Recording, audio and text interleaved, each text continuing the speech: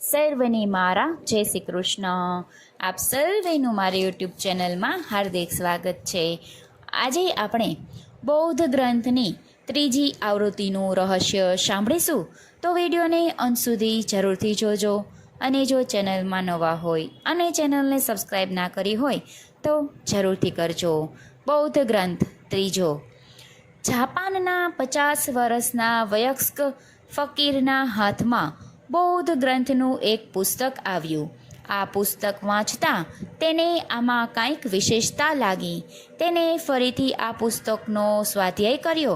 ગ્રંથમાંના મૈત્રી, કરુણા, મુદ્રિકા વગેરે ભાવો હૃદયના અંતર ઊંડાણથી સ્પર્શી ગયા.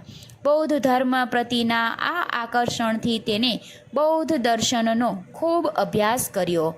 ગમતાનો ગુલાલ કરનારા તેમના ઉમદા સ્વભાવને કારણે તેને એક વિચાર આવ્યો કે બૌદ્ધ ધર્મના મુખ્ય સિદ્ધાંતો અને ભગવાન બુદ્ધનો ઉપદેશ જો લોકો સુધી પહોંચે તો તેનું કલ્યાણ થાય.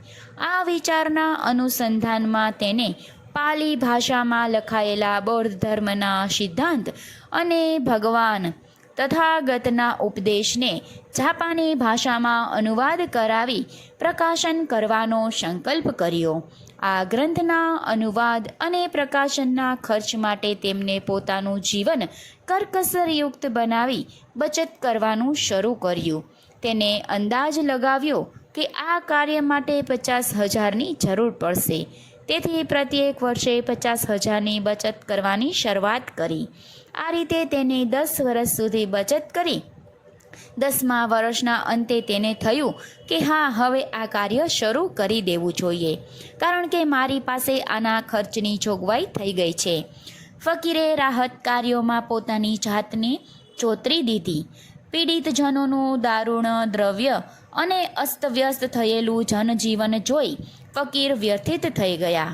આ પરિસ્થિતિમાં તેને થયું કે મારે પણ અતિવૃષ્ટિ રાહત ફંડમાં કંઈક આપવું જોઈએ, અને તેથી બચત પેટી તરફ ગઈ અને અનુવાદ કરી અને જાપાની ભાષામાં બૌદ્ધ ગ્રંથ છપાવવા માટે 10 વર્ષની બચતના 50,000 પેટીમાં પડ્યા હતા એક બાજુ મૂકી અને ધર્મગ્રંથ છપાઈ અને અન્ય સ્થળે ગ્રંથોની હોંશથી વિસ્તરણ કરી અને ગ્રંથો સાથે તેને ચહેરા અને બીજી બાજુ અતિવૃષ્ટિમાં સંપડાયેલા લાચાર માનવીઓના દયાપનો, પીડિતો અને દુઃખી ચહેરા. આ દિવા સ્વપ્નો જોતાં જોતાં ઊંઘ હરામ થઈ ગઈ હતી. રાતના ઉજાગરા થતાં તે શૂન્ય મનસ્ક બની ગયા. એક બાજુ પોતાના આત્મસ્થ થયેલા સત્ય ધર્મના પ્રચારની ભાવના અને બીજી બાજુ કુદરતી આફતમાં સંપડાયેલા જીવોનો આક્રત. બચત પેટીમાંથી તમામ ધન ઉપાડી જે સંસ્થા દ્વારા તે રાહત કાર્યમાં જોડાયા હતા તે સંસ્થાની ડિઝાઇન્ટર મેનેજમેન્ટની ઓફિસમાં આ તમામ ધનરાશિ અતિવૃષ્ટિ રાહત ફંડમાં જમા કરાવી ઘરે આવી અને શાંતિથી ઘસઘસાટ ઊંઘી ગયા. બીજે દિવસે સવારે ઉઠી અને 60 વર્ષના એક વૃદ્ધ નવેસરથી બૌદ્ધ ધર્મગ્રંથના અનુવાદ અને પ્રકાશન માટે બચતની શરૂઆત કરી.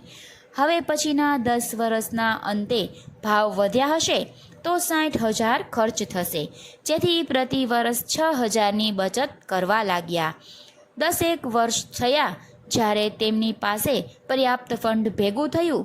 તે વર્ષે દેશમાં દુષ્કાળનું બીજું વર્ષ હતું.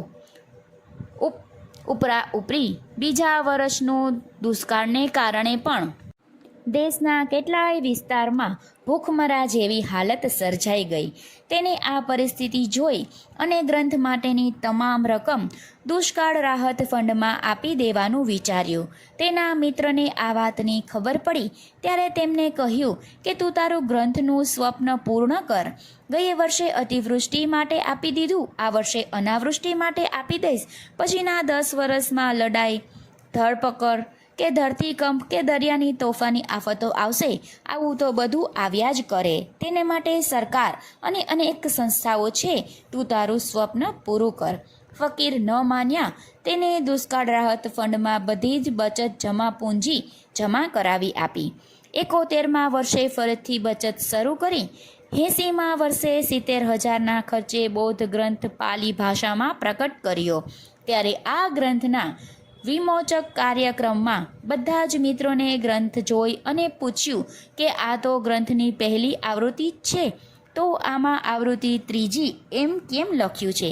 ફકીરે કહ્યું કે મેં પહેલીવાર ગ્રંથ પ્રગટ કરવાનું ફંડ અતિવૃષ્ટિમાં આપ્યું તે ભગવાન તથાગતને કહેવાયું છે. જગતમાં તમામ જીવો પ્રત્યે મૈત્રી ભાવ રાખવો જોઈએ, જેથી મેં સમગ્ર જીવસૃષ્ટિ પ્રત્યે મૈત્રી ભાવથી સહાય કરી અને બીજી વખતે દુષ્કાળ રાહત ફંડમાં આપી તથાગતે પીડિતો પ્રત્યે કરુણા અને અનુકંપા રાખવા કહ્યું. તે માટે મેં કરુણા ભાવને પુષ્ટ કર્યો છે, જેથી પહેલી આવૃત્તિને અક્ષરદેહ ન મળ્યો હતો, પણ ભગવાન તથાગતના અમૃત વચનોના આચરણને ઉજાગર કરવાનું થયું.